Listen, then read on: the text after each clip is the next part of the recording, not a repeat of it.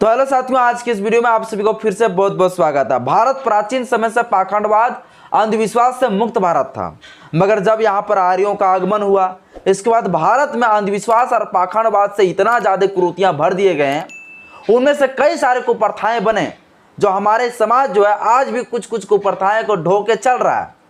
85% मूल निवासी हमारे भारत के लोग जो एक बिल्कुल भी कोई अंधविश्वास और पाखंडवाद को नहीं मानते, सब बुद्ध को मानने वाले थे। साथियों, मैं आज के इस वीडियो में आपको उन्हीं कुप्रथाओं में से दो प्रथा बताने वाला हूं, चरक पूजा प्रथा और गंगा दान प्रथा। मैं 2-3 दिन से जो है कुछ प्रथाओं को मैं जब बता रहा हूं तो कुछ पुरोहित लोगों को जो है ना बहुत बुरा लगने लगा है, जो अपने आप को बहुत ठेका ले लिए हैं। उनको बुरा लगने लगा है कि मतलब ये सब झूठे है, कभी ऐसा हुआ ही नहीं है। नहीं हुआ है तो इतिहास में क्यों दर्ज है? इन लोगों का कहना है कि मतलब हमारा पोल मत खोलिए, अगर आपने बुरा किया है तो फिर आपको बुरा लगेगा, अगर नहीं किया तो आपको बुरा क्यों लगेगा? भाई, हम कोई धर्म के ऊपर टारगेट तो कर नहीं रहे। ये प्रथाएं लागू था देश में, और ये प्रथाएं भारत के 85% मूल निवासी के ऊपर लागू था, शूद्र अति शूद्रों के ऊपर लागू था। क्या वो चीज मैं पढ़ाना छोड़ दूं? क्या इस देश के लोग सती नहीं हुए हैं? क्या इस देश का महिला सती नहीं हुए हैं? क्या लोग नहीं जले हैं जिंदे? क्या ये सब जो है लॉर्ड विलियम बेंटिंग बंद नहीं कराया था? मतलब इन लोगों का कहना है कि ये सब पढ़ाना बंद कर दो। आज भारत का संविधान है, मुझे आज़ादी है, मुझे इतिहास पढ़ाऊंगा, मुझे कोई नहीं रोक सकता है, फंडामेंटल राइट है। हाँ, मैं कोई धर्म के बारे में बोलूंगा तो मुझे आप बोलिए, मैं तो किसी धर्म के बारे में बोल नहीं रहा हूं। जिन्होंने ये काम किया, जो इस कुप्रथाओं को बनाया, क्या मैं वो बताने भूल जाऊं? साथियों, एक हॉस्पिटल में मान लीजिए कोई मरीज जाता है, और हॉस्पिटल में मरीज जाता है और वहाँ ढंग से इलाज नहीं होता, लापरवाही की वजह से अगर मर जाता है, किसी कारण उसका मृत्यु हो जाता है, तो हॉस्पिटल वाला कौन कौन फंसता है? सबसे ज़्यादा हॉस्पिटल का मालिक फंसता है, उस हॉस्पिटल का जो मेन होता है वो फंसता है। अगर आप लोगों ने इसी प्रकार से किए होंगे तो आपको बुरा लगेगा। अगर आप हेड हैं, सभी का ठिका लेकर रखे हैं, तो आपको बुरा लगेगा ही। चलिए साथियों, मैं आज आपके बीच में दो कुप्रथाएं आपको बताने वाला हूं, जो भारत के 85% लोगों के ऊपर जबरन तरीके से थोपा गया और हमारे लोगों के साथ शोषण किया, अत्याचार किया। ये कुप्रथाएं जो है किस प्रकार से हमारे देश में लागू था, चलिए देखिए बताते हैं आपको। चरक पूजा प्रथा। ये चरक पूजा प्रथा क्या था? ये चरक पूजा प्रथा इतना घिनौना प्रथा था, जो कि जब कोई नया आलीशान बंगला बनाया जाता था या फिर नया पुल बनाया जाता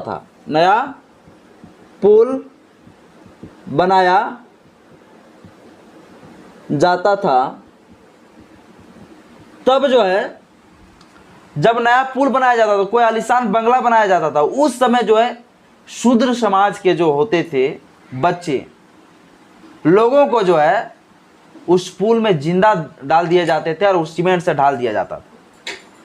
ये आज भी हम लोग कभी कभी सुनते हैं कि हमारे पूर्वज बताते हैं, दादा परदादा जी बताते हैं कि नया पुल जो है जो बनता है, उसमें अगर बच्चा दे के बनाया जाता है तो पुल ज्यादा दिन तक टिकता है। यह प्रथाएं लागू था, आज इसको संशोधन कर दिया गया है। बनाया जाता था तब जो है बच्चों को डाल दिया जाता था,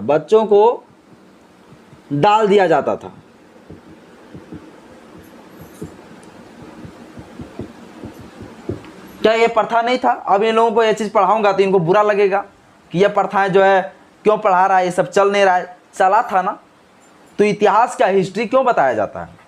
हिस्ट्री बताना ही गायब कर देना चाहिए। जिन्होंने हिस्ट्री बनाया उसी को जाकर टारगेट करिए, मेरे को टारगेट मत करिए। अगर ये सब घटनाएं घटी है अगर पास्ट में, तो उस घटना को मैं बताऊंगा।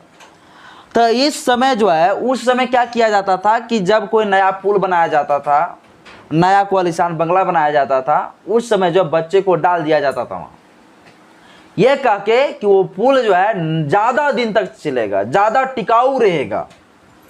ये सब कुप्रथाएं हमारे देश में था, और आज ये प्रथा जो है पश्चिम बंगाल में लागू है, कोलकाता में पश्चिम बंगाल में लागू है। मगर पश्चिम बंगाल में ये लागू है तो, और बांग्लादेश का दक्षिणी क्षेत्र में यह लागू है। बांग्लादेश के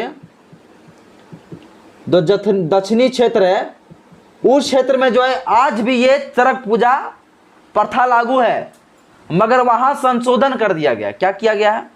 अब ये चरक पूजा को इस तरह कर रहे हैं कि शूद्र समाज के जो भी हैं पुरुष लोग, महिला लोग, उनके पीठ में या तो आगे तरफ लोहे का कील को जो है घुसा दिया जाता है चमड़ी में, और उसमें रस्सी बांध के एक चरखा में टांग दिया जाता है और उसे घुमाया जाता है। यह अप्रैल का महीना में जो है 13 से 14 अप्रैल में जो मनाया जाता है। यह आज भी लागू है चरक पूजा, लेकिन जो पहले इस तरह था वो आज इस तरह हो गया।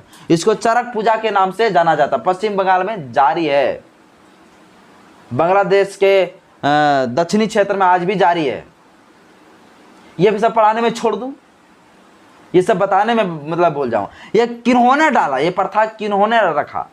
जो रखा, ये प्रथाएं जो बनाया, उनको बुरा लगना चाहिए। यह अंधविश्वास नहीं, पाखंडवाद नहीं तो क्या है? अंधविश्वास के बारे में तो बोलूंगा मैं।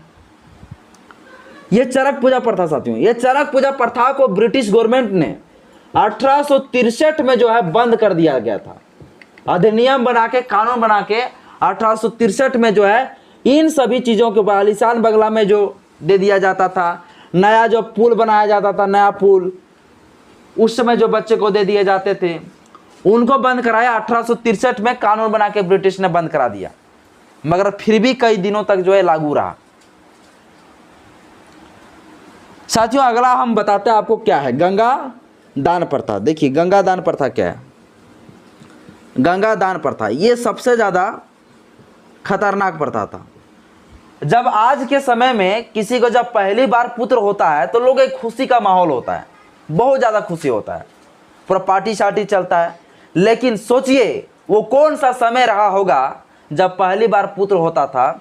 तब जो है ब्राह्मण लोग, पुरोहित लोग ये कह के बहवा दिए जाते थे कि प्रथम पुत्र को बहा देना ही पुण्य काम कहलाता है, यानी कि गंगा मैया को दान दिया जाता था। ये कहकर जो है गंगा में बहा दिए जाते थे जिंदा बच्चे।